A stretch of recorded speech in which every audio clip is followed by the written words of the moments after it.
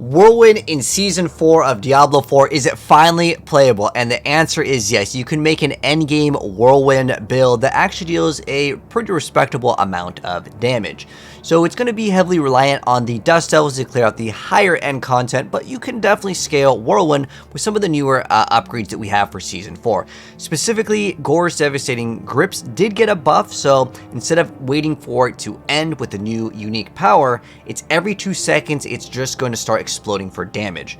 Now this is a unique that will kind of add a little bit more damage to pure Whirlwind, but you can just make this build all about the Dust Devils. It's up to you. If you do want to scale Whirlwind to deal even more damage, well, you can run the Ramelandi's Magnum Opus, and because we have Fury Regeneration, the downside of this unique where skills deal more damage per point of Fury, but we start losing Fury per second, doesn't really exist because we can start putting on our mods on our chest piece, our helmet, as well as in the boots. We can get the Fury per second, so we can start generating Fury. So you'll see that our resources are basically going to be infinite. We won't have a problem while running this, which was kind of a problem that you would have in the previous seasons, because going from pack to pack, you would start degenning all of your resource, which is a bad thing. So those are like the major changes here. Plus, just in general, Barbarian's always going to be one of the strongest classes if we can start modding our weapons, adding all this extra bonus damage, because, well, they simply just get another two-handed weapon, so Barb is still looking very strong.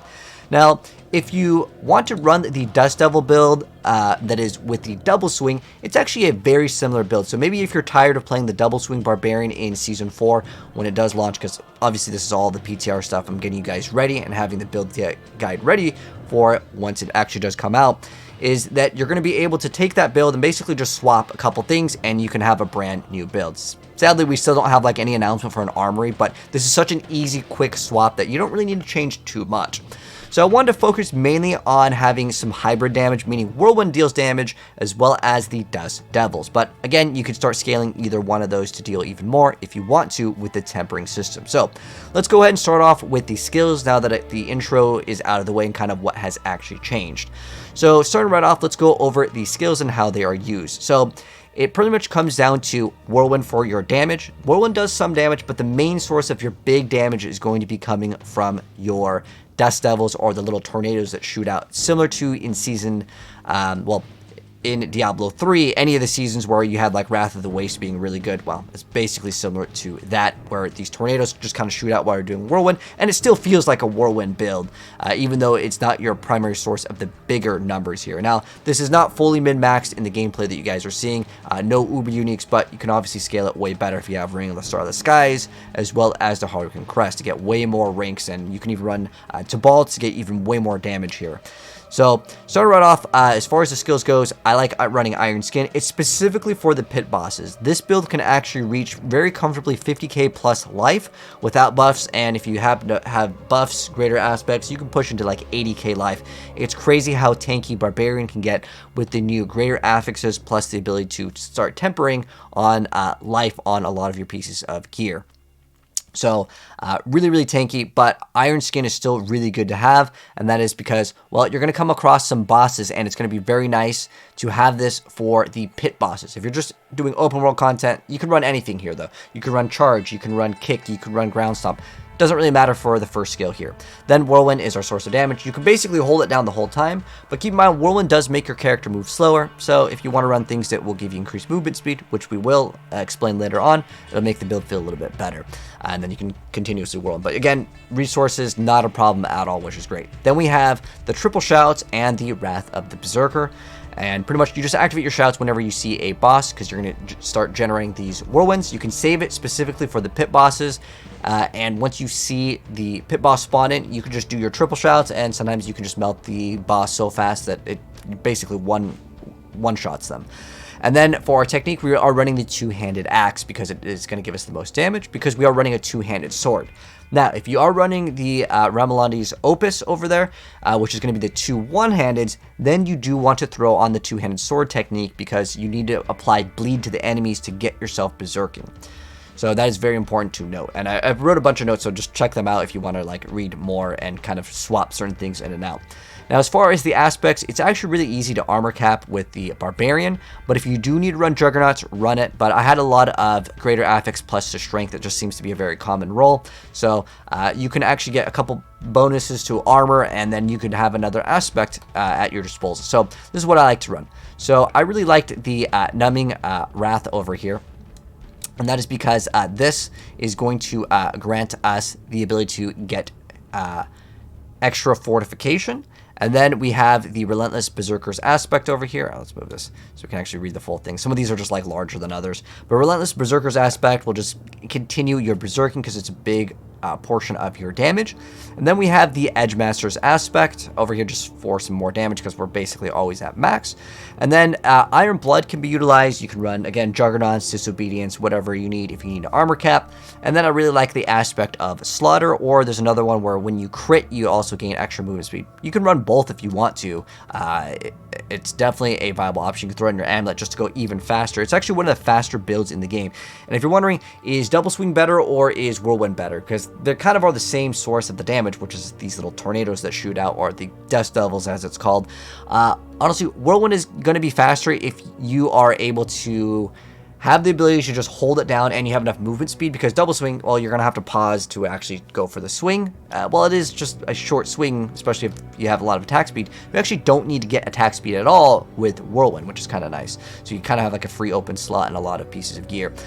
But yeah, going fast is great in this, so Aspect of Slaughter is great. And then we're running the Dust Devil's aspect, so Whirlwind is just going to shoot out a bunch. Now, the higher roll one, run that one on your two-hander. It doesn't really matter too much as far as like these like areas, with the exception of one of the two-handeds for the extra bonus to crit if you want Whirlwind to be your source of damage.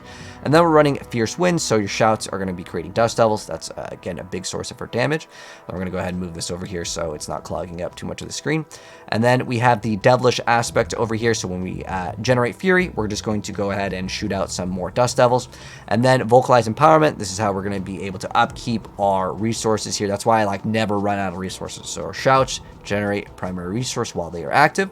And then we have the Bold Chieftain's aspect over here. I don't know why this one's like so far over here. They're doing a lot of maintenance on the site, obviously, for the new season. So Bold Chieftains over here. So when we cast a shout, the cooldown is going to be reduced. So try to shout when there are enemies nearby. That way you get more efficiency out of it.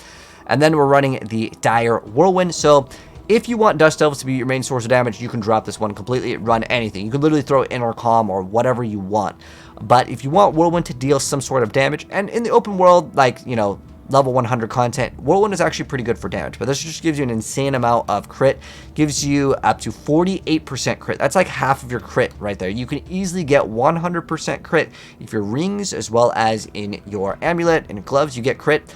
Easily, you can get 100% crit on your Whirlwind. Again, I would then recommend running Ramalandis and start scaling Whirlwind size versus extra Dust Devils. It's up to you what you want to go ahead and scale, whether it's Whirlwind damage or Dust Devils, or just play it hybrid.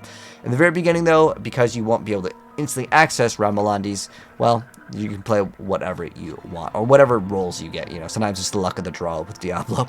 And then Limitless Rage is excellent because you're just going to be able to kind of get all of that bonus and then just hold down Whirlwind. So if you get big amount of bonus Fury, this will give you a good amount of bonus damage.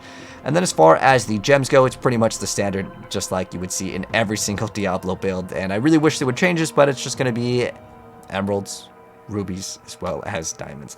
And then there's a lot of stuff that I mentioned here in the notes if you want to swap different things. I won't go too far into it in this video, but if you want to run gores, there's some notes for gores and, like, you know, other things. If you get uber uniques, yes, obviously run them. And then there's like a different glyph node if you do want to run the two one-handeds for one. It's up to you. If you want to run the two-handed, I'd recommend running a two-handed sword, because then you don't have to apply bleed in some sort of area. So now that we've gone into the skills as well as the aspects, let's go into the skill tree. So obviously we're going to go ahead and get Whirlwind. Now I wanted Whirlwind to deal damage, so I went and got this, but if you do want Dust Devils to be the main source of damage, you can get the application of bleed with the Furious Whirlwind and run two one-handeds if you want with, again, Opus. And then just some damage reduction, your kind of standard Barbarian stuff, just 1 point to Iron Skin. If you want to put the other points in there, it's not that bad at all. And then I just like to get Booming Voice to get our increased duration of the shout. And then just No Mercy, so extra crit strike chance against immobilized, slowed, or stunned, and your bleed will apply a slow to the healthy enemies. Just some more damage reduction, extra fury, generation. It's pretty much standard for Barbarian. There's nothing like too special with this. If you are having resource problems, though, in the earlier stages, like your gear is not perfect, Unbridled Rage could be swapped out for the Unconstrained, so increased duration of Berserking, and is actually getting a buff in Season 4. But Unbridled Rage is objectively better once your resources are not a problem, and the reason why is because you want to spend Fury for your Devilish aspect, because every 100, you're just going to get all these extra little tornadoes that shoot out. So that's why you do want to eventually swap into it when the time does come. Now, as far as the Paragon Board, again, there are some things in the notes for things if you want to swap in and out.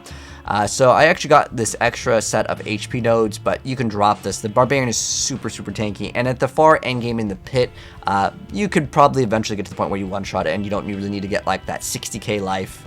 But again, you can go to like 80k life, and it feels pretty comfortable for the most part. You can stand in all the explosions. But for the starter board, we get Exploit, and then we move up to the Blood Rage with Wrath over here. This is an excellent thing. This is why we need some source of bleeding. So when we kill the bleeding enemy, that's how we get Berserking. If you want to run your Shout to get Berserking or other skills, there's lots of other ways to get Berserking. You can throw that on as well.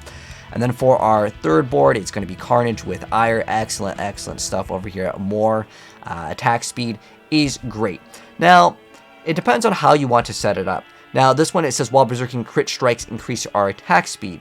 Now, in this build, we do not run anything that utilizes attack speed, as Whirlwind is our main source of damage. If you want to drop this, this is totally fine to completely drop it. Now, the reason why you would keep it, and you may see this in some builds, is instead of running the Iron Skin, they would run another skill, and it lets you just have increased attack speed. Now, if you do want to run whatever other skill, that's fine, because it's just faster animations for other skills, but it's not that many points, and you would save 5 points. So you could drop this area completely, because remember, Whirlwind does not benefit off of attack speed. So you could just drop these 5 points, run extra HP or any extra source of damage or whatever you want to go for. It's really not that big of a deal, though. It's 5 points. I just like to do it and keep it there, because if I want to swap into double swing, if I get bored, I can run it. In double swing, though, you definitely want the attack speed. And again, Whirlwind, attack speed doesn't matter, so you don't need it anywhere in your gear. We're going to get all these extra Fury on kill. There's extra life and Fury over here on the fourth board, which is going to be Warbringer with Territorial.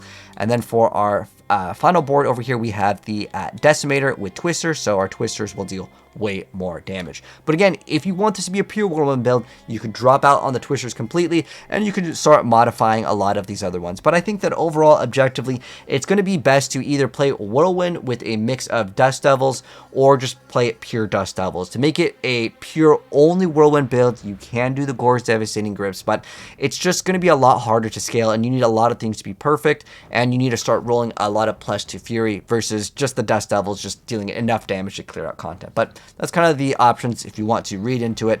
Those are the major changes, though. But as far as Gore's being super OP like it was in the very first week of the game, because you guys remember, these actually had no cap in the very beginning. You could get literally infinite damage with the release of the explosion.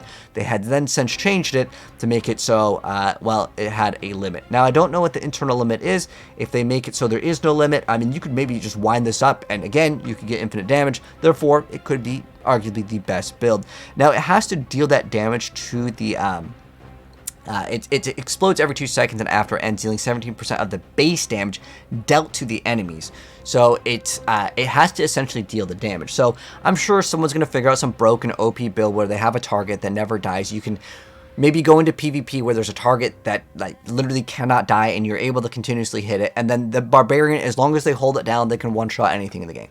But realistically, you could probably still one-shot most of the things with lots of different things in Diablo. So is that going to be like the highest DPS build? Well, the fact that if it can go infinite, like it could do potentially in Season 0 of the game, in the very first week, if you guys remember, there's clips if you go to like Gore's Devastating Grips one-shot. I mean, it could literally, it could go in the infinite damage.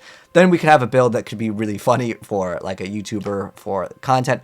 But don't worry too much about trying to get this to be like the ultimate one-shotting build. There's going to be easy ways to do it. You could probably still get your build with like Banished Lord's Talisman, and then you could get one-shots with that and probably still one-shot most of the bosses in the game. So that's the changes with it. And yeah, definitely roll +2 Fury on a lot of pieces of gear, and then you can make the Whirlwind a lot more viable. But again, the Dust Devil Tornado, basically it's The same thing as Diablo 3. If you like the build in Diablo 3 where you got to whirlwind around and you would just delete stuff with the little like tornadoes that come out, this is going to be the build for you. But I'm glad that Whirlwind is actually like a pretty decent build. But hopefully you guys enjoyed the video. If you guys did, drop a like on it, subscribe if you're brand new here and want the update to it after, of course, what we're seeing is the PTR. We'll update if there is some major update. Obviously, when the seasonal power comes out, we'll go ahead and tell you guys what powers to actually run. But take care. I'll see you guys in the next video. And if you need the planner, it will be linked down below for anything if I was too fast. Peace out.